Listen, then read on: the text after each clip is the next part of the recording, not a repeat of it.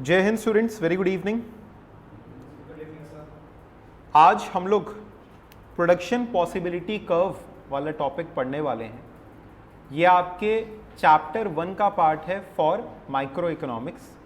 Micro economics और statistics, economics के आपके दो हिस्से हैं, एक होगा माइक्रो इकोनॉमिक्स फॉर 40 मार्क्स, एक होता है स्टैटिस्टिक्स फॉर 40 मार्क्स। तो माइक्रो इकोनॉमिक्स के जो फर्स्ट चैप्टर है उसका ये एक टॉपिक है which is PPC, full name is production possibility curve.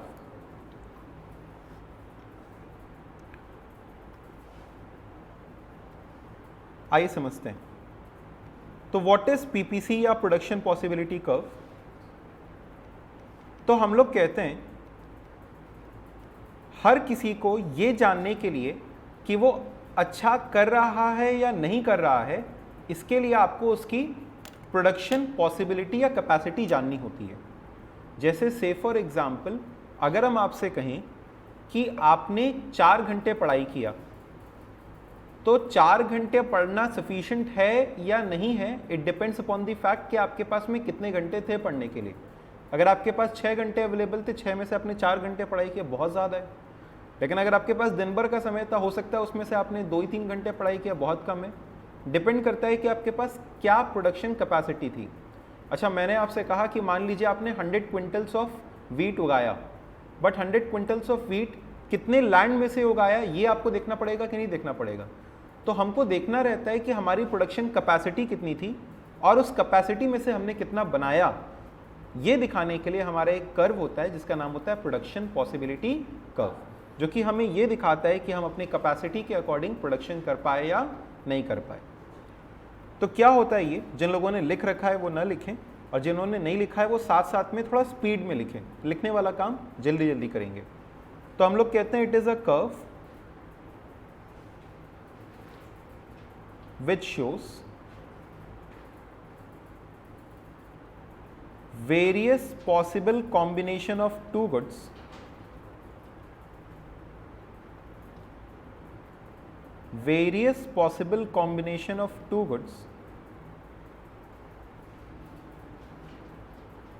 that can be produced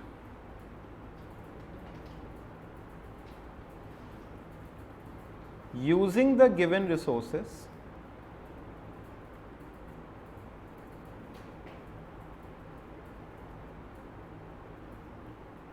for a particular period of time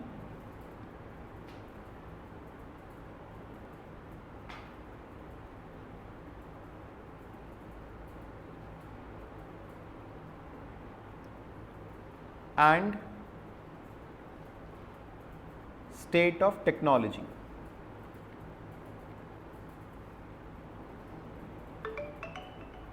and state of technology. तो PPC एक ऐसा कर्व है जो कि ये दिखाता है कि कितने कॉम्बिनेशन ऑफ टू गुड्स आप बना सकते हैं using the given resources for a particular period of time and a given state of technology. What does this mean? जैसे से फॉर एग्जांपल मैंने आपसे कहा कि आपके पास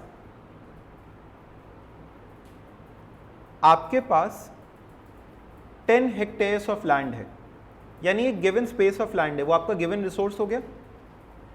ठीक है, जैसे मेरे लिए मान लीजिए रिसोर्स हो गया ये क्लासरूम, मेरे लिए एक रिसोर्स हो गया ये क्लासरूम। ठीक है, अब इस क्लासरूम के अंदर में हम एक लिमिटेड नंबर ऑफ स्टूडेंट्स को ही पढ़ा सकते हैं। तो मान लीजिए मैंने कहा कि इस क्लासरूम की कैपेसिटी है 60, इस क्लासरूम की कैपेसिटी क्या है 60, तो हम 60 स्टूडेंट्स को यहाँ पे बैठा सकते हैं, ये हमारी कैपेसिटी हो गई। ठीक है, यही कैपेसिटी दिखाने के लिए हम एक कर्व बनाते हैं PPC। अब ये कैसे करके दिखाता है सर? इसमें हम लोग कहते हैं कि हम हमेशा 2 गुड्स के बारे में दिखाएंगे।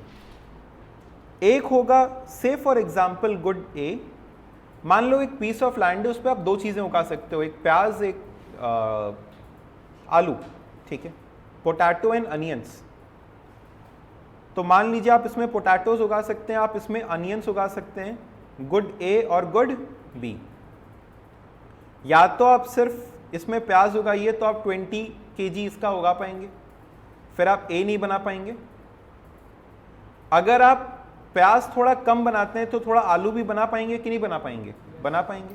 यानी एक रिसोर्स अगर कम बनाएंगे तो दूसरा रिसोर्स ज़्यादा बना पाएंगे। बोलो येस और नो, एग्री करते हो इस बात से? एक अगर कम बनाएंगे तो दूसरा ज़्यादा बनाएंगे। आपके पास 100 रुपए हैं और खरीदने के लिए दो चीज़ें हैं, एक चॉकलेट और चिप्स। मान लीजिए पहले आप सिर्फ और सिर्फ चिप्स खरीदते थे, तो आप मान लो 5 रुपए वाली 20 पैकेट चिप्स की खरीद लेते थे। लेकिन अगर आप चॉकलेट भी खरीदना चाहते हो तो आपको चिप्स कम खरीदने पड़ेंगे। बोलो है कि नहीं? यस और नो? तो आपने ए का प्रोडक्शन बढ़ाया तो आपको बी का प्रोडक्शन घटाना पड़ेगा। से फॉर एग्जाम्पल अब आप क्या करते हो, इसका एक बनाते हो तो अब आप ये बना रहे हो सिर्फ और सिर्फ 18। ठीक, कितना बना रहे हो? 18। अब हमने कहा अगर इसका एक और बना रहे हो तो अब इसका आप और कम बना रहे हो, इसका एक और बना रहे हो तो बी का और कम बना रहे हो, ए का एक और बना रहे हो तो बी का और कम बना रहे हो। यानी जैसे जैसे आप ए का प्रोडक्शन बढ़ाते जा रहे हो बी का प्रोडक्शन कम होता जा रहा है। तो आप इसको एक कर्व के फॉर्म में जोड़ दोगे और ये कर्व क्या दिखा रहा है कि सर आप या तो ये बना लो, ए का 1 यूनिट बना लो बी का 18, या तो ए का 0 बनाओ बी का 20, या तो ए का 2 बना लो बी का 15, या तो ए का 3 बना लो बी का 10, या तो ए का 4 बना लो और बी कुछ भी मत बनाओ। यानी आपके पास अलग अलग कॉम्बिनेशंस हैं या नहीं है? अलग अलग कॉम्बिनेशंस हैं। या तो ये कर लो, या तो ये कर लो, या तो ये कर लो, या तो ये कर लो, या तो ये कर लो। इन अलग अलग कॉम्बिनेशंस को अगर हम एक कर्व के फॉर्म में जोड़ दें, इस कर्व का नाम होता है प्रोडक्शन पॉसिबिलिटी कर्व। तो एक बार साथ साथ में डेफिनेशन पढ़िएगा। What is PPC? It is a curve which shows various possible combination of two goods that can be produced. अगर हम कह रहे हैं कि हम यहाँ पे 60 स्टूडेंट्स को बैठा सकते हैं तो इज इट नेसेसरी कि हम 60 को ही बैठें या 60 को बैठा रहे हों? नहीं, हो सकता है कि 10 बैठे हो सकता है 12 बैठे हो सकता है 20 बैठे हो, है कि नहीं? तो it shows various possible combination of two goods that can be produced using the given resources. Given resources का यूज करके for a particular period of time and state of technology. हम कितना बना सकते हैं ये डिपेंड करता है इस बात पे कि हम क्या टेक्नोलॉजी यूज कर रहे हैं। हम ट्रैक्टर का यूज कर रहे हैं कि नहीं कर रहे हैं, हम फर्टिलाइजर का यूज कर रहे हैं कि नहीं कर रहे हैं। तो हमारी प्रोडक्शन कैपेसिटी डिपेंड करती है दो बातों पे, हमारा रिसोर्स और हमारी technology. And it is always for a particular period of time. कितने समय में? साल भर में, 1 हफ्ते में, 2 हफ्ते में, 1 दिन में। तो it shows, once again read it along with me, it is a curve which shows various possible combination of two goods that can be produced using the given resources for a particular period of time and state of technology. The most important word here is can be produced. यानी ये हमको production की capacity बता रहा है, actual production नहीं। क्या इसने ये कहा कि इज प्रोड्यूस्ड? नहीं। पीपीसी में क्या कहा गया? That can be produced. Can be produced और इज प्रोड्यूस्ड में अंतर है या नहीं है? क्या अंतर है? एक हमारा कैपेसिटी है और दूसरा हमारा एक्चुअल प्रोडक्शन है। तो हम यहाँ पे कैपेसिटी की बात कर रहे हैं, एक्चुअल प्रोडक्शन की बात नहीं कर रहे। बोलो क्या ये डेफिनेशन क्लियर है आप लोगों को? क्या ये डेफिनेशन क्लियर है आप लोगों को? बनाया आप लोगों ने? इस कर्व का नाम क्या है? PPC, production possibility curve. अच्छा सर, ये दो ही गुड्स को क्यों लिया आपने? दो ही गुड्स को क्यों लिया गया? क्योंकि ग्राफ में दो एक्सिस है, एक है एक्स एक्सिस और एक है वाई एक्सिस। तो इस पे दो ही गुड्स बना सकते थे, तो इसीलिए हमने दो ही गुड्स को लिया, एक गुड ए और एक गुड बी।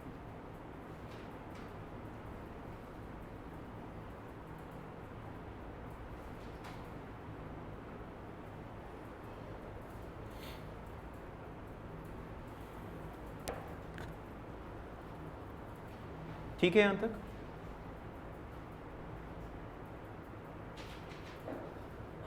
चलिए नेक्स्ट आगे देखिए। पीपीसी बनाते वक्त ना हमारी कुछ अजम्पशंस हैं। पीपीसी बनाते वक्त हमारी कुछ अजम्पशंस हैं। अजम्पशन नंबर 1 ये है कि रिसोर्सेस आर लिमिटेड। हमारी प्रोडक्शन कैपेसिटी तभी आपको पता चलेगी जब हमारे पास लिमिटेड रिसोर्सेज हैं। अनलिमिटेड रिसोर्सेज होते तो प्रोडक्शन की कैपेसिटी भी अनलिमिटेड हो जाती कि नहीं हो जाती?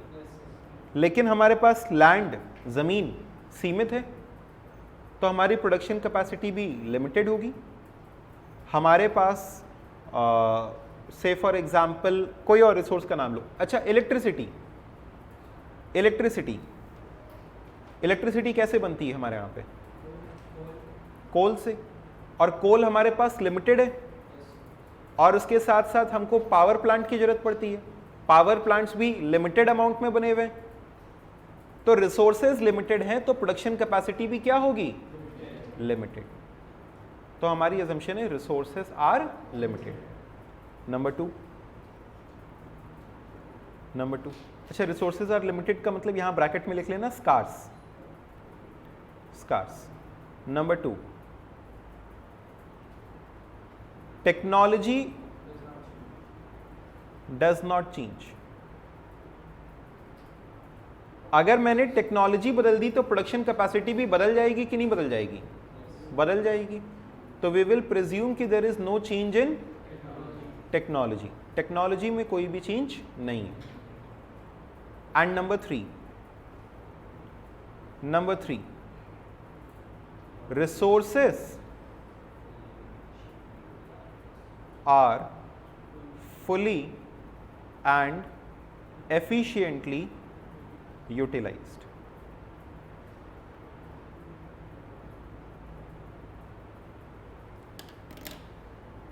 मैंने आपसे कहा इस क्लास की कैपेसिटी 60 है तो इसका मतलब यहां पे मैक्सिमम 60 बैठ सकते हैं, मिनिमम 60 बैठ सकते हैं या ऑन एन एवरेज 60 बैठते हैं? अगर हमने कहा इस क्लास की कैपेसिटी 60 है तो यहां पे मैक्सिमम 60 बैठते होंगे, मिनिमम 60 बैठते होंगे या ऑन एन एवरेज 60 बैठते हैं? मैक्सिमम 60 बैठते होंगे। कैपेसिटी का मतलब क्या होता है? ज्यादा से ज्यादा। तो हम ये प्रोडक्शन कैपेसिटी की बात कब करते हैं? ये हम तब करते हैं अगर हमारे रिसोर्सेज क्या हों? फुल्ली और एफिशिएंटली यूटिलाइज्ड हो। यानी हम सारे रिसोर्सेज का इस्तेमाल कर रहे हैं और पूरी एफिशिएंसी के साथ कर रहे हैं। यहां तक की बात क्लियर है? बताओ, यहां तक की बात क्लियर है? नहीं क्लियर है? तो क्लियर है का मतलब देखो, हमने पूछा सबसे क्लियर है तो हाँ, आपका रिएक्शन ऐसे ऐसे वाला हमको समझ नहीं आया। This is yes and this is no. ठीक है, तो क्लियर है? समझ में आ रहा है? तुम लोग को समझ में आया? मुझे समझ नहीं पाया। क्लियर हो रहा है? अच्छा सुनो फिर से। What is PPC? PPC is a curve which shows various combination of that using the given resources for a particular period of time and state of technology. ये कर्व कुछ इस तरह से बनता है। इसके assumptions क्या क्या हैं? Resources are, technology does not, क्यों? क्योंकि टेक्नोलॉजी चेंज होगी तो प्रोडक्शन भी चेंज हो जाएगा। And resources are fully and efficiently utilised. ठीक है, ये तीन इसके बेसिक assumptions हैं। नेक्स्ट हम लोग सीखने वाले हैं properties of PPC.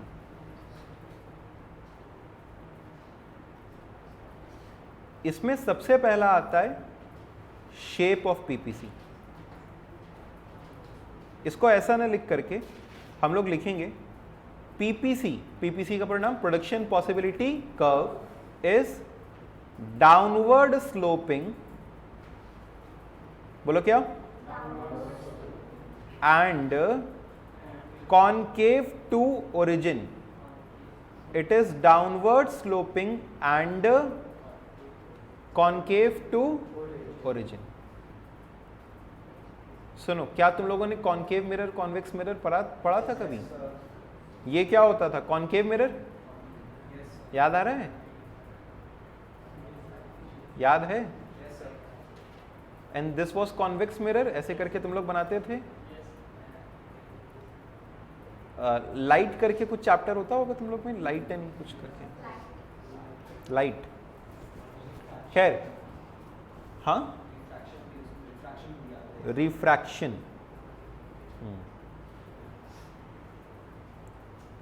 Sir science छोड़ के ही तो आए हैं, आप फिर से याद दिला रहे हैं। चलो आओ देखो, कोई नहीं, भूल जाओ। ये देखो, दिस शेप इज क्या? कॉन्केव। बट यहां से देखेंगे तो क्या दिखाई देगा? कॉन्वेक्स। और यहां से देखेंगे तो क्या दिखाई देगा?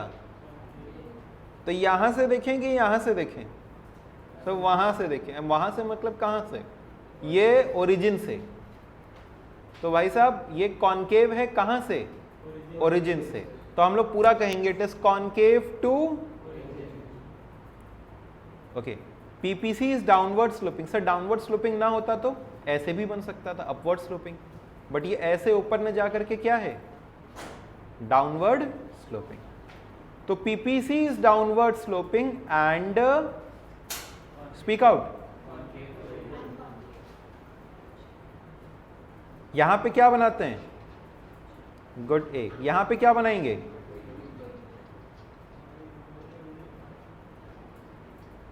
चलो सुनो ध्यान से, हम लोगों को सीखना है कि ये डाउनवर्ड स्लोपिंग क्यों है। हम लोगों को सीखना है कि ये डाउनवर्ड स्लोपिंग क्यों है। Take an example. मान लो आप कॉपी खरीदते हो और पेन खरीदते हो, हालांकि खरीदने के लिए आपके पास और भी बहुत सी चीजें हैं।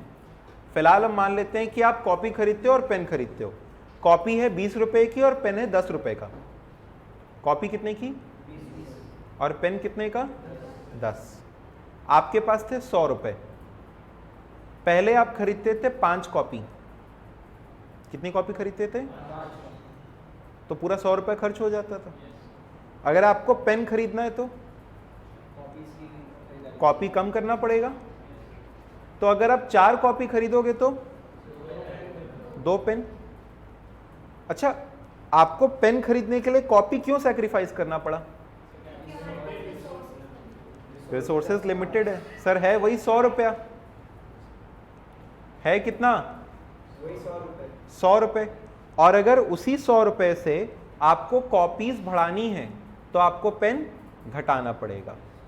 तो why it is downward sloping? कोई भी चीज डाउनवर्ड स्लोपिंग होती है तो उसका मतलब समझते हो, एक बढ़ रहा है और दूसरा घट रहा है। Have a look. यहां पे everybody please see an answer. जब हम इस तरफ जा रहे हैं तो यहां से ऐसे नीचे आ रहे हैं, कौन सा गुड का कंजम्पशन बढ़ रहा है? इस तरफ बढ़ते वक्त कौन सा गुड बढ़ रहा है और कौन सा गुड घट रहा है? ए बढ़ रहा है और बी घट रहा है। तो हम कह सकते हैं ए बढ़ाने के लिए बी घटाना पड़ेगा। सिंपल फंडा हम इसमें कहते हैं कुछ पाने के लिए कुछ खोना पड़ेगा। यस और नो? क्योंकि रिसोर्सेज आर लिमिटेड। तो to increase the consumption of one good, किसी गुड की कंजम्पशन को बढ़ाने के लिए दूसरे का कंजम्पशन कम करना। लेकिन यह कंजम्पशन की बात करें कि प्रोडक्शन की? तो to increase the production of one good the other must be sacrificed. क्यों sacrificed? Because the resources are limited. Clear है क्या ये बात? पक्का? ओके, आइए इसको लिखते हैं। PPC is downward sloping because PPC is downward sloping because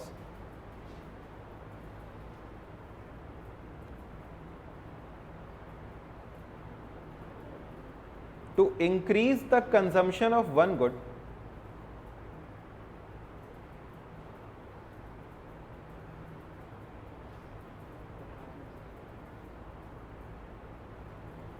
PPC is downward sloping because to increase the consumption of one good, comma, the other must be sacrificed.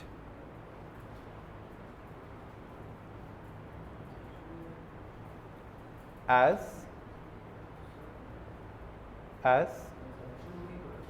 Production. Correct. यही तो हम check कर रहे थे, तुम लोग ध्यान दे रहे हो कि नहीं? कंजम्पशन नहीं होगा, प्रोडक्शन होगा. To increase the production of one good the other must be sacrificed as क्या? Resources are limited. Resources are limited. तो एक का प्रोडक्शन बढ़ाने के लिए दूसरे का प्रोडक्शन कम करना पड़ेगा. ठीक है ये बात? हाँ, गुड.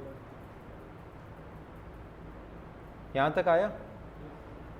चलो ठीक है, आगे. मैंने आपको फीचर्स में या प्रॉपर्टी में पहला प्रॉपर्टी क्या लिखवाया? PPC is downward sloping and it is concave to origin. दूसरी प्रॉपर्टी है, इसी में प्रॉपर्टी एक लिखा हुआ है, इट इज कॉन्केव. सर आपने ये तो बताया डाउनवर्ड क्यों है, यानी एक बढ़ाने पे दूसरा क्यों घटा रहे हैं? क्योंकि रिसोर्स वही है, तो एक बढ़ाएंगे तो दूसरा घटाना ही पड़ेगा. लेकिन सर कॉन्केव क्यों बनाया? स्ट्रेट लाइन बना देते, कॉन्वेक्स बना देते. अब ये क्यों बना, इसके पीछे का रीजन हम आपको समझाएंगे, लेकिन इसके पहले हम आपको एक टर्म सिखाएंगे. आप यहां पर एक लाइन लिखना, मतलब एक लाइन छोड़ करके नेक्स्ट लाइन से लिखना, PPC is concave to origin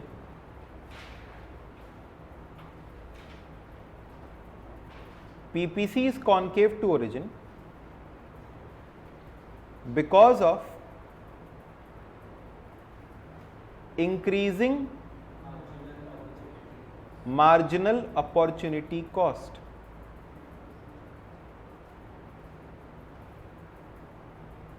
बोलो क्या है? Increasing marginal opportunity cost.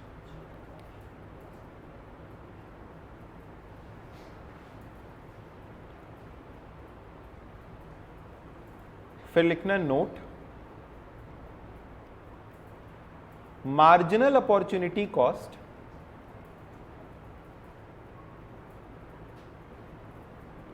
Bracket में लिखिएगा MOC is the rate of sacrifice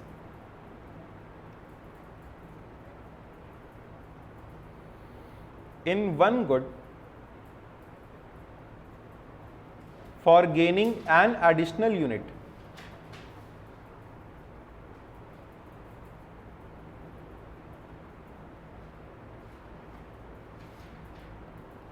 of another good.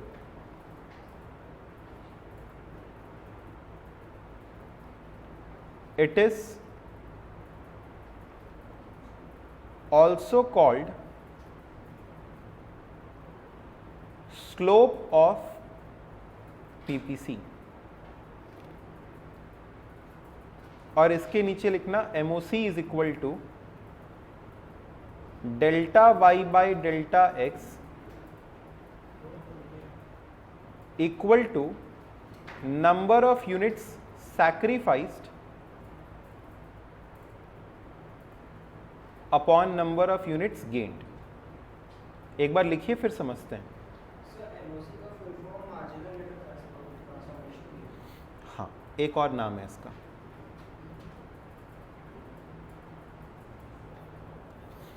चलो सुनो और समझो, इसको सुनो ध्यान से और समझो.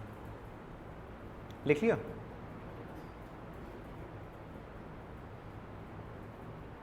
अच्छा, आप लोगों ने हेडिंग दिया था ना अपनी कॉपी में अच्छे से. चैप्टर का नाम क्या था? PPC, production possibility curve. Okay, listen carefully.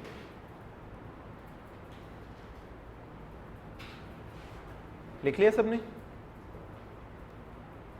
आप लोग को ये डायग्राम दिखाई दे रहा है अच्छे से?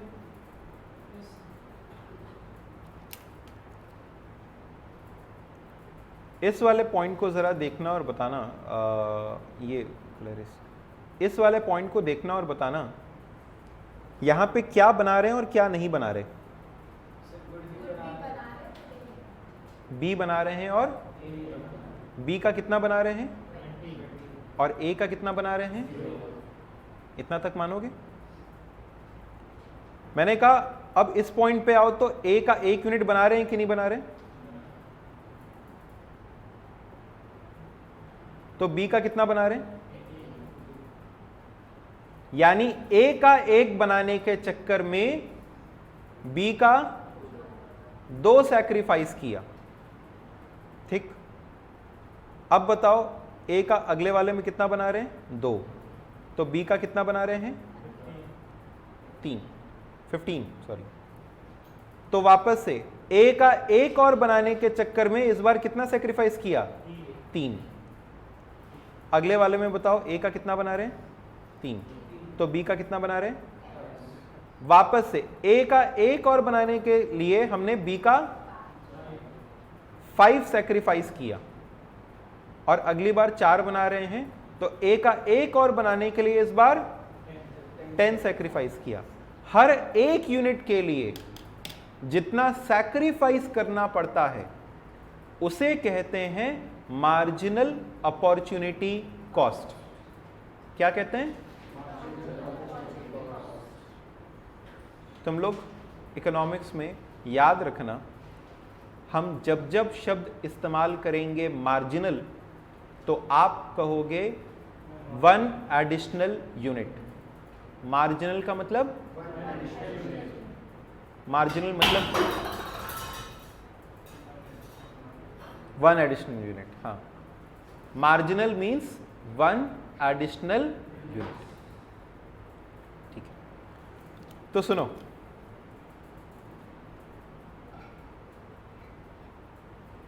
कैसे डेफिनेशन इसका दिया हमने, ये देखो। It is the rate of sacrifice, यानी 1 यूनिट पाने के लिए दूसरे का जितना हमने गवाया उसको कहते हैं marginal opportunity cost. It is the rate of sacrifice in one good for gaining an additional unit of another good. It is also called gaining an additional unit, यानी 1 एडिशनल यूनिट। अच्छा, एडिशनल नहीं लिखा है तुम लोगों ने? हाँ, good good good. Actually हमने इन लोगों को सिखा के रखा है कि अगर ऐसे कोई भी गलती दिखाई दे तो तुम लोग समझ जाना कि तुम लोग को दिख नहीं रहा है, हमने लिखा हुआ है, तो वही बात बोल रहे हैं। खैर, बस अभी नहीं बोलना था। For gaining an additional unit of another good. Additional word add कर लीजिए आप लोग please. For gaining an additional unit of another good. सुनो, एक एग्जाम्पल लेकर के हम लोग इसको समझते हैं। मान लीजिए मैंने कॉम्बिनेशन का नाम दिया A B C D E और शुरुआत में हम x नहीं बनाते थे, केवल बना रहे थे y। इसका 50 बना रहे थे, या चलो थोड़ा कम कर लेते हैं, 10 बना रहे थे। हमने x का 1 बनाया तो y का 9 बना पाए। ये बताओ हमने x का 1 बनाने के लिए y का कितना सैक्रिफाइस किया? 1। हमने कहा x का 2 बनाएंगे तो अब हम y का 7 बना पाएंगे। बताओ 1 और बनाने के लिए y का कितना सैक्रिफाइस किए? हमने कहा 1 और x का बनाना है तो y का 4 ही बना पाएंगे, तो अब कितना सैक्रिफाइस करना पड़ेगा? हमने कहा 1 और बनाएंगे तो फिर अब y बना ही नहीं पाएंगे, तो y का कितना सैक्रिफाइस करना पड़ेगा? तो 1 गेन करने के लिए y का जितना सैक्रिफाइस कर रहे हैं उसको क्या नाम देते हैं? MOC। अगला एग्जाम्पल सुनना, अगला एग्जाम्पल सुनना। मान लो कॉपी है 20 रुपए की, पेन है 10 रुपए का। एक कॉपी खरीदने के लिए कितनी पेन सैक्रिफाइस करनी पड़ेगी? 2 pence. फिर से सुनो, कॉपी है 20 रुपए की, पेन है 10 रुपए का। एक कॉपी और खरीदने के लिए कितनी पेन सैक्रिफाइस करनी पड़ेगी? 2। अगली बार एक और कॉपी खरीदनी है तो फिर कितनी पेन सैक्रिफाइस करोगे? 2 पेन। मतलब एक एक एक्स्ट्रा के लिए 2-2, उसमें कोई बदलाव नहीं होगा। लेकिन यहां पे क्या होता है, हर एक एक्स्ट्रा गेन करने के लिए शुरुआत में कम सैक्रिफाइस करना होता है और बाद में ज्यादा सैक्रिफाइस करना होता है। सर ऐसा क्यों होता है? इसके पीछे का कारण अगेन हम लोग थोड़ा रुक के जानेंगे, बट पहले ये बताइए कि क्या आपको ये टर्म समझ में आया? टर्म का नाम क्या है? Marginal opportunity cost. पूरा डिफाइन करेंगे इसको। It is the rate of in one good for gaining an additional unit of another good, और इसी को हम लोग क्या कहते हैं? Slope of PPC. इसका भी मतलब अभी हमको समझाना है। पहले इसकी डेफिनेशन बताओ, क्लियर हुई कि नहीं हुई? ये डेफिनेशन क्लियर हुई? हाँ, डेफिनेशन क्लियर है? अच्छा, ये आपने लिख रखा है ऊपर वाला? ये एग्जाम्पल लिखा है क्या? एग्जाम्पल लिखिए। क्लियर है ये? एग्जाम्पल लिखो, छापो छापो।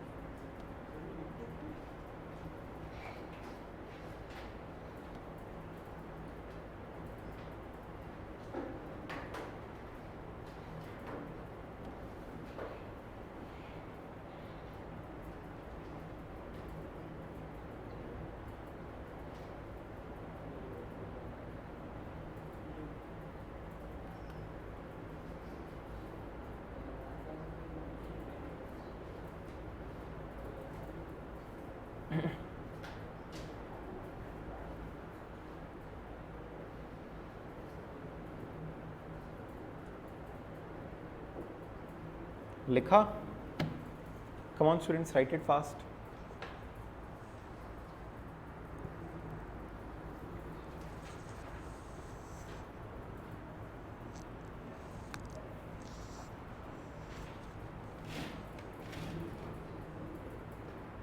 लिख लिया?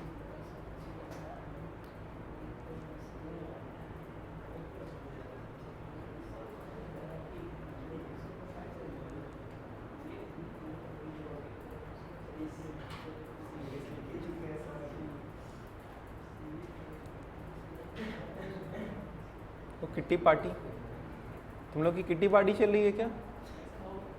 पीछे वाली भी किट्टी पार्टी चल रही है तुम लोग की? हो गया? सबने लिख लिया? ओके, सुनिए ध्यान से। बताइए पहले वाले में एमओसी क्या होगा? कुछ नहीं, डैश। क्यों? क्योंकि सर जब कुछ गेन करेंगे तब तो उसका सैक्रिफाइस निकालें, तो पहले वाले में क्या लगा देते हैं? डैश। इसके बाद इस तरीके से करते हैं। अच्छा, अगला एग्जाम्पल आप लोग बताइएगा। जैसे मान लीजिए हमने यहां पे लिखा यूनिट्स x के और यूनिट्स y के, units for x and units for y, और बगल में क्या लिखा? एमओसी। पहले आप x 0 बना रहे थे तो y बना रहे थे 50, x का 1 बनाएंगे तो y बना पाएंगे 45, 2 बनाएंगे तो y बना पाएंगे 30, 3 बनाएंगे तो y बना पाएंगे, नहीं एक सेकेंड, मेक इट 45 से 35। फिर उसके बाद 3 बनाएंगे तो आप इसको बना पाएंगे 20, और अगर ये 4 बना पाएंगे तो इसको बनाएंगे 0। अब आपको एमओसी निकाल के बताना है बगल में। एमओसी निकाल के बताइए कितना आएगा।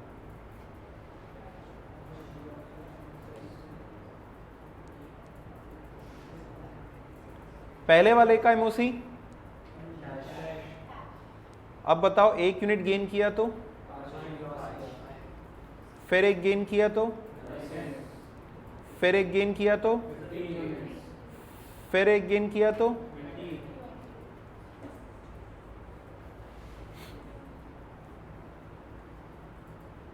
एमओसी निकालने आया? पक्का? ठीक है। अब सुनो, आप लोगों का ना एक एमसीक्यू सवाल आता है। उस एमसीक्यू में कैसे करके पूछा जाता है, हम पहले उसका कॉन्सेप्ट सिखाते हैं। अच्छा याद रखना, हम लोग का टॉपिक चल रहा था प्रॉपर्टीज। प्रॉपर्टी में मैंने कहा ये डाउनवर्ड स्लोपिंग है और क्या है, कॉनकेव टू ओरिजिन। और ये सिखाते सिखाते मैंने आपसे कहा कि कॉनकेव है because of increasing MOC, increasing marginal opportunity cost. और हम आपको अब कॉन्सेप्ट सिखाने लगे हैं किसका, मार्जिनल अपॉर्चुनिटी कॉस्ट का। एक और सवाल लेते हैं, इसको आप लोग करके बताना। हमने यहां पे लिखा यूनिट्स ऑफ एक्स, बगल में लिखा units of Y, units of X, units of Y, और बगल में क्या निकालना है, एमओसी। अगर हम 0 यूनिट्स इसकी बना रहे हैं तो y का से फॉर एग्जाम्पल 50 बना रहे हैं। अगर इसका 2 बनाएंगे तो y का 40 बनाएंगे। अगर इसका 4 बनाएंगे तो y का से फॉर एग्जाम्पल 24 बनाएंगे। और इसका 6 बनाएंगे तो y का 0 बनाएंगे।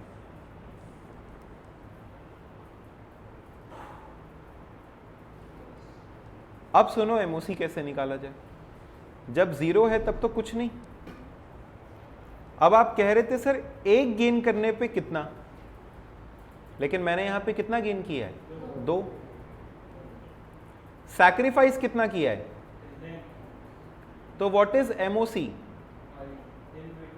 10/2। कैसे, फॉर्मूला है, ऊपर देखना, फॉर्मूला है number of unit sacrifice upon number of units gain. तो यहां पे क्यों नहीं कर रहे थे, क्योंकि यहां पे हम एक एक गेन कर रहे थे। तो 1/1 कितना आ रहा था, 1, 2/1 कितना आ रहा था, 2, 3/1 आ रहा था 3, और 4/1 आ रहा था 4। लेकिन यहां पे हमने कितना गेन किया, 2-2 करके। तो एमओसी पहली बार कैसे निकालेंगे, 50 - 40 10 अपॉन 2 - 0 2। एमओसी कितना हो गया, 5। नेक्स्ट टाइम बताओ, 40 से 24 हो गया, कितना सेक्रीफाइस किया, 16, और कितना गेन किया, 2। तो 16/2 कितना हो जाएगा बताओ,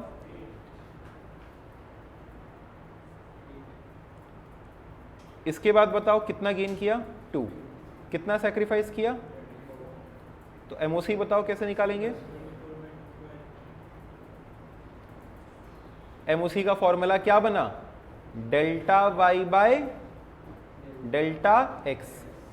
एक और लिखने का तरीका क्या था, number of units sacrifice upon number of units gain. इतना तक लिख लिया तो बताओ डन। ठीक है, अब आपको एक सवाल देते हैं जो कि सबसे फ्रीक्वेंटली आस्क्ड होता है। ठीक है, यानी ये आप लोग को पता है ना, आपके एग्जामिनेशन में ऐसा नहीं होता है कि सिर्फ 3 नंबर का 4 नंबर का सवाल आएगा, व्हाट इज एमओसी डेफिनेशन, बात खत्म। नहीं, ऐसा नहीं है। हमको हर एक चीज़ ट्रिक बेस्ड भी पूछी जाती है, कॉन्सेप्ट बेस्ड पूछा जाता है। तो आपका कॉन्सेप्ट अच्छा होना चाहिए इस चीज़ में। अब देखिए क्या सवाल पूछा जाता है, आप लोग भी अब मोस्ट प्रोबेबली इसको आंसर कर लेंगे। एक डायग्राम दिया जाता है और कहा जाता है कि इसमें एमओसी फाइंड करके बताओ। तो हम आपको एक डायग्राम दे रहे हैं और आप इसमें एमओसी फाइंड करके बताना। एक ये पॉइंट है, यहां पे है गुड x, यहां पे है गुड y, ये है 4,20 और यहां पे है 6 कॉमा से फॉर एग्जाम्पल 30, एमओसी फाइंड करके बताओ कि क्या है। अगर ये दो कॉम्बिनेशंस हैं तो एमओसी क्या है?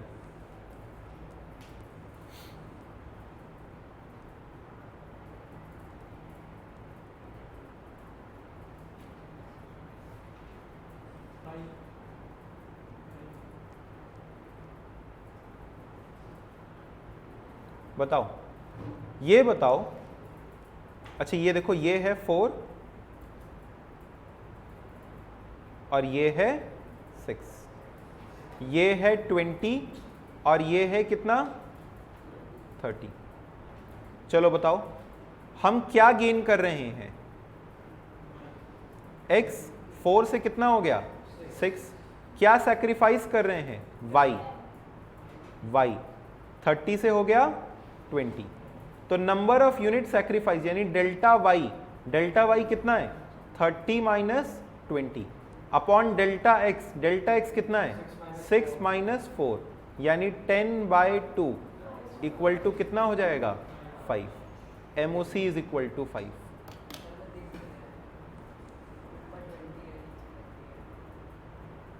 ऊपर 20 है, नीचे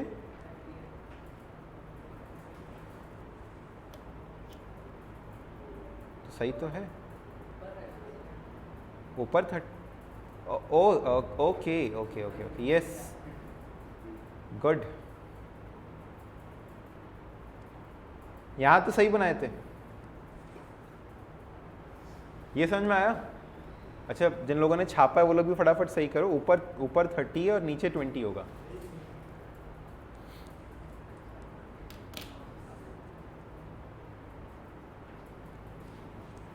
Was this clear? This is the concept of MOC. अच्छा, अभी तक हम लोगों ने सीखा कि PPC is a curve which shows various combination of students. Come on, PPC is a curve which shows various combination of two goods that can be produced using the given resources for a particular period of time and state of technology. इसके बाद PPC का curve इस तरह से बनता है, downward sloping रहता है और कॉन्केव टू ओरिजिन रहता है। अजम्पशंस में 3 अजम्पशन। पहला अजम्पशन, दूसरा टेक्नोलॉजी डज नॉट चेंज, तीसरा resources are fully and efficiently utilised. यानी ये हमारा मैक्सिमम है, ठीक। फिर इसके बाद प्रॉपर्टीज ऑफ पीपीसी में पहली प्रॉपर्टी हम लोगों ने पढ़ी कि पीपीसी का शेप कैसा है? Downward sloping, concave to origin. Once again, downward sloping, concave to origin. Downward sloping क्यों है? क्योंकि कुछ पाने के लिए रिसोर्सेज आर लिमिटेड। तो अगर एक गुड की प्रोडक्शन बढ़ाएंगे तो दूसरे गुड का प्रोडक्शन सैक्रिफाइस होगा, इसीलिए वो अपने आप क्या बन जाएगा? Downward sloping. एक बढ़ेगा दूसरा घटेगा। अच्छा, हाँ, ठंड लग रही है? Very good, very good. हमको भी ठंड लगती है। फैन ऑफ कर लो या एसी ऑफ कर दें थोड़ी देर। चलो, वहां से ऑफ कर लो थोड़ा। चलो सुनो, नालायक मन नहीं है तुम्हारा।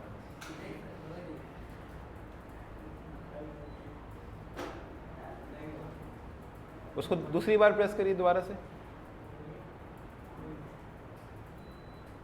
हो गया, चलो बढ़िया। आओ देखो, बैक टू टॉपिक। पीपीसी क्या है? Concave to origin because of increasing marginal opportunity cost. लेकिन ये मार्जिनल अपॉर्चुनिटी कॉस्ट है क्या? It is the rate of sacrifice, यानी एक यूनिट पाने के लिए दूसरे का जितना सैक्रिफाइस करना पड़ रहा है उसी को हम लोग कहते हैं मार्जिनल अपॉर्चुनिटी कॉस्ट। ठीक है, अच्छा इसका फॉर्मूला क्या है? Delta Y by delta X, number of units sacrifice upon number of units gain. ठीक है, और इस तरीके से इसके ऊपर हम लोगों ने एग्जाम्पल्स किए। कि आपने ये सारा एग्जाम्पल नोट किया था? पहला, दूसरा, तीसरा, ये वाला डायग्राम नोट किया? नहीं बनाया है आप लोगों ने? बनाया है पक्का? ओके, सुनो, ध्यान से सुनना। तो ये एमओसी इंक्रीज करते जाता है, इसीलिए इसका शेप कैसा बन जा रहा है? डाउनवर्ड स्लोपिंग और कॉनकेव। अब ये इंक्रीज क्यों करता है, बस फिलहाल ये रीजन अपने को क्लियर नहीं है, और ये रीजन फिलहाल हमको इस समय नहीं समझना है। बस इतना है कि ये इंक्रीज कर रहा है, इसीलिए ऐसा बन रहा है। आइए एक डायग्राम प्लॉट करके देखा जाए कि क्या ऐसा हो रहा है। स्टूडेंट्स, एक डायग्राम प्लॉट करके देखते हैं कि क्या ऐसा हो रहा है कि नहीं हो रहा है। जब आप इसको प्लॉट करेंगे तो खुद भी समझ पाएंगे। आपने एग्जाम्पल नंबर 2 लिखा था, क्या लिखा था? 1 2 3 4 50 45 35 20 0 लिखा है कि नहीं लिखा है? चलो इसी को ड्रॉ करते हैं, इसी को ड्रॉ करते हैं।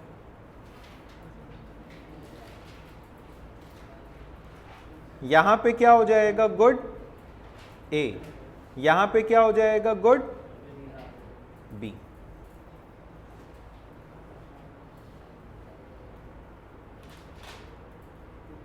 एक, दो, तीन, चार, पाँच, और ये कितना कितना है? 50 45 इस तरीके से करके 10-10 पे बना दें। 10, 20, 30, हाँ ठीक है, चल जाएगा। उतना क्लियर है कि this is x and this is y। 30, 40 और 50। चलो बताओ एक एक करके। ये दिस इज गुड, अच्छा लिख ही देते हैं, गुड x और गुड y। बताओ पहला वाला पॉइंट, 0 किसका है? 0 किसका है? x का। 50 किसका है? कहाँ मार्क किया जाए? ठीक है, दूसरा वाला बताओ, y का कितना है और x का कितना है?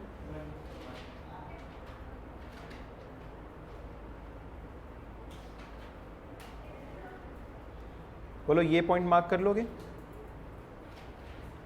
तीसरा बताओ, 2 और 35, 2 और 35। तीसरा बताओ, 3 और 20।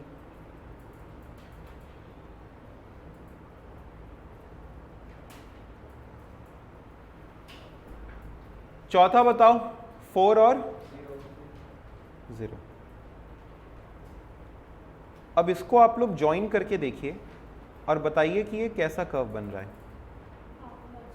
एक तो डाउनवर्ड स्लोपिंग है और दूसरा कॉनकेव टू ओरिजिन है। पहला ये डाउनवर्ड स्लोपिंग है और दूसरी चीज ये कॉनकेव टू ओरिजिन। तो why is PPC concave to the origin? Because of increasing marginal opportunity cost। ठीक है, इतना तक ध्यान रहेगा आपको कि आपको ये डायग्राम प्लॉट करके भी दिखाई दे रहा है कि हाँ ऐसा ही बन रहा है। हमने बस एक टेबल लिया था जिसमें हमने एमओसी को इंक्रीज करता हुआ बनाया, तो अपने आप जो इसका डायग्राम बन रहा है वो ऐसे बन रहा है। ठीक है, यहां तक की बात नहीं? चलो नेक्स्ट नेक्स्ट। ये हो गया एमओसी, ये वाला सवाल भी आप लोगों को आ गया। एमओसी आप तब अच्छे से समझ पाएंगे जब मैं आपको एक आखिरी शब्द और समझा दूंगा, which is opportunity cost. Sir आपने कहा मार्जिनल का मतलब 1 additional unit, but opportunity cost का क्या मतलब है?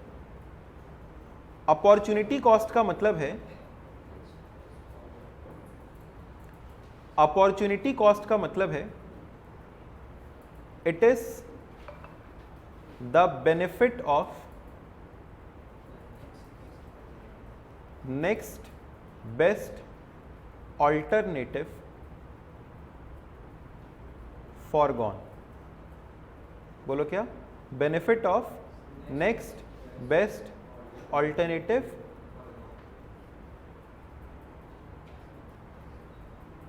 फॉरगॉन, जो मैंने गवा दिया। ये बताओ, आप अगर एक जॉब कर सकते थे, से फॉर एग्जाम्पल आप जॉब कर सकते थे 1 लाख रुपीस की, और आप बिजनेस करके अर्न कर रहे हो 80,000 रुपीस, तो आपको फायदा हो रहा है कि नुकसान? आप जॉब कर सकते हो 1 लाख की और आप बिजनेस कर रहे हो 80,000 का, तो आपको फायदा हो रहा है कि नुकसान? नुकसान। क्यों नुकसान हो रहा है? क्योंकि हमने बिजनेस करने के लिए जो सैक्रिफाइस किया उसकी अपॉर्चुनिटी कॉस्ट ज्यादा है। अच्छा, इसको ऐसे समझो, ध्यान से सुनना, एवरीबडी प्लीज फोकस।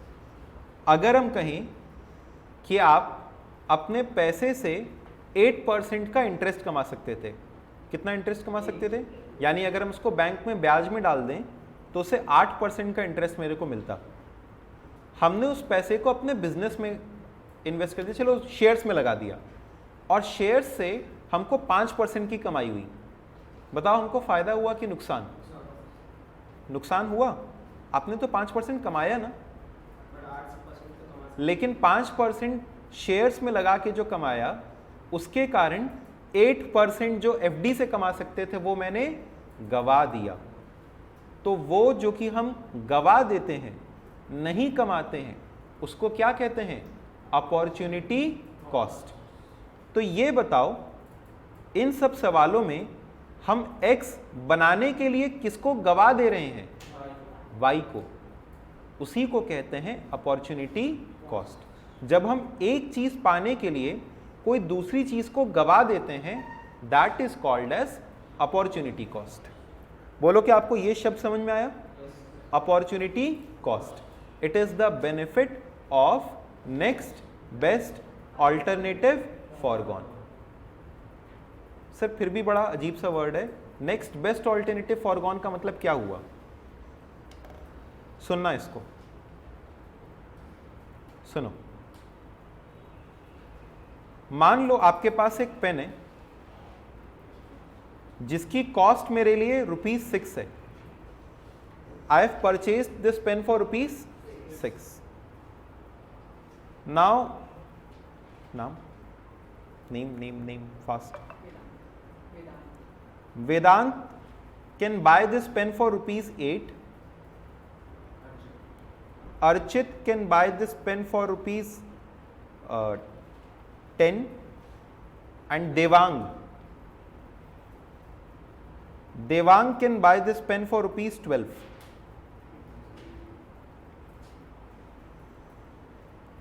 अब बताओ हमें किसको बेचना चाहिए? देवांग को।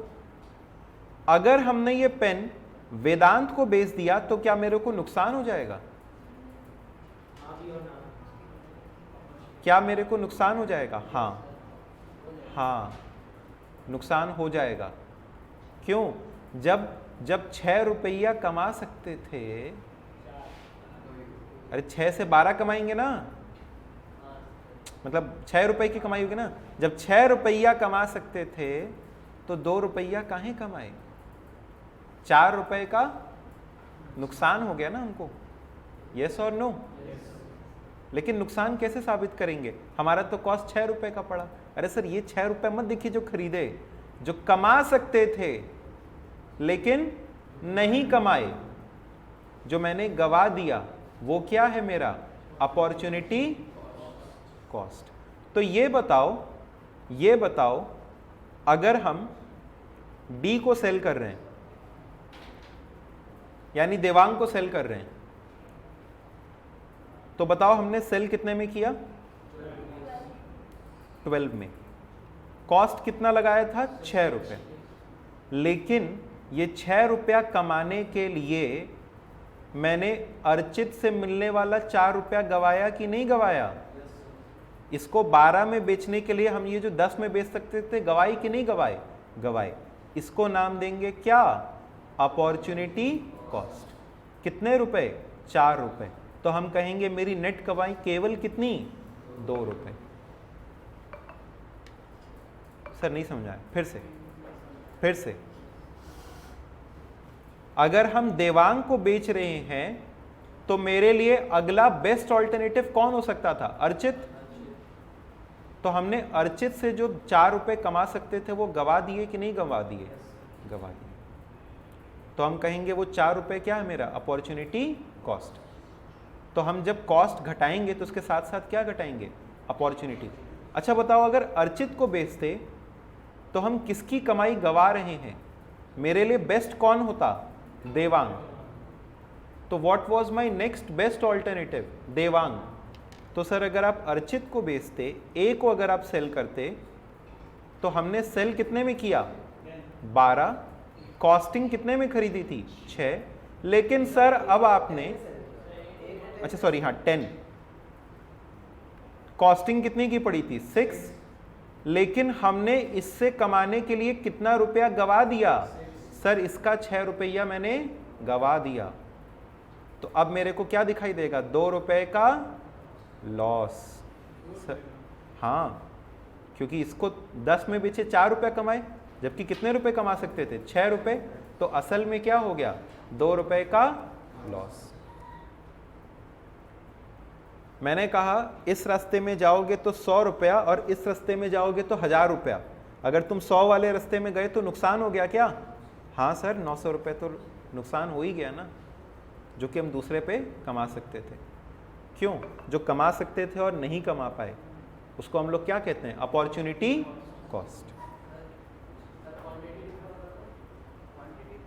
क्वांटिटी डिफरेंट हो तो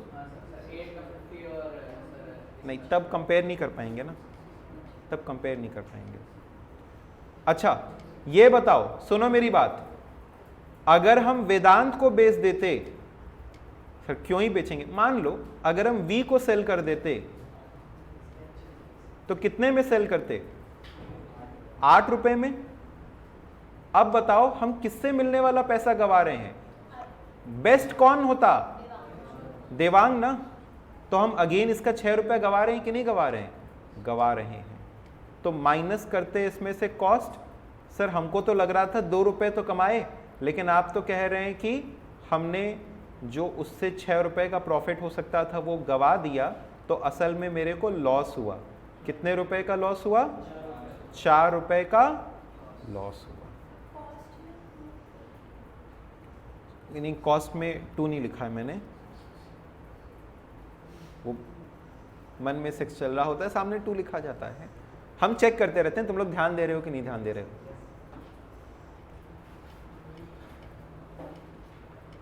समझे कि नहीं समझे? चलो अच्छा ये बताओ, कभी तुम लोग ने वो खुल जा सिमसिम वाला देखा है? ऐसे पहले एक शो आता था, उसमें 3 दरवाजे रहते थे, एक में कार रहती थी और 2 में और छोटे गिफ्ट्स रहते थे। मान लो एक में कार है, एक में माइक्रोवेव है और तीसरे में बस खाली ईयरफोन है, सस्ता वाला वो भी। अगर तुम्हारा ईयरफोन वाला दरवाजा खुलता है तो तुम क्या कहोगे? तुमने माइक्रोवेव गवा दिया? तुम कहोगे ना तुमने कार गवा दी, क्योंकि नेक्स्ट बेस्ट कौन है? कार है ना। अगर तुम माइक्रोवेव पा गए तो तुम कहोगे कार गवा दिया। अच्छा लेकिन अगर कार वाला खुल गया तुम कहोगे सर कुछ नहीं गवाए। अरे लेकिन फिर भी कार खुल गया तो माइक्रोवेव गवा दिया। यानी नेक्स्ट बेस्ट ऑल्टरनेटिव हम लोग कहते हैं। क्या कहते हैं? Next best alternative. तो इतना एक्सप्लेनेशन सिर्फ ये डेफिनेशन समझाने के लिए कि what is opportunity cost. It is the, speak out now, it is the benefit of next best alternative foregone, जो मैंने गवा दी। आज की क्लास में आपको पीपीसी समझ में आया? पीपीसी समझ में आया, इसके एजम्पशन समझ में आए, इसके प्रॉपर्टी में पहली प्रॉपर्टी समझ में आई कि ये डाउनवर्ड स्लोपिंग है और कॉनकेव, और इसी में मैंने आपको समझाया किसका कॉन्सेप्ट, एमओसी का। एमओसी के डायग्राम्स क्लियर हुए, इसका कैलकुलेशन आया, और हमने आपको भी लास्ट में कॉन्सेप्ट सिखाया किस चीज़ का, अपॉर्चुनिटी कॉस्ट का। स्टूडेंट्स नेक्स्ट क्लास में हम लोग इस टॉपिक को कंटिन्यू करेंगे, और नेक्स्ट क्लास में हम आपको ये जो पीपीसी वाला कॉन्सेप्ट है इसको वाइंड अप करेंगे, यानी पीपीसी हम आपको पूरा समझा देंगे, ठीक है। तो नेक्स्ट क्लास में इस पीपीसी के कॉन्सेप्ट को कंप्लीट करेंगे। It is a part of your chapter 1 micro economics, ठीक है। Will continue this in the next class. Thank you so much students.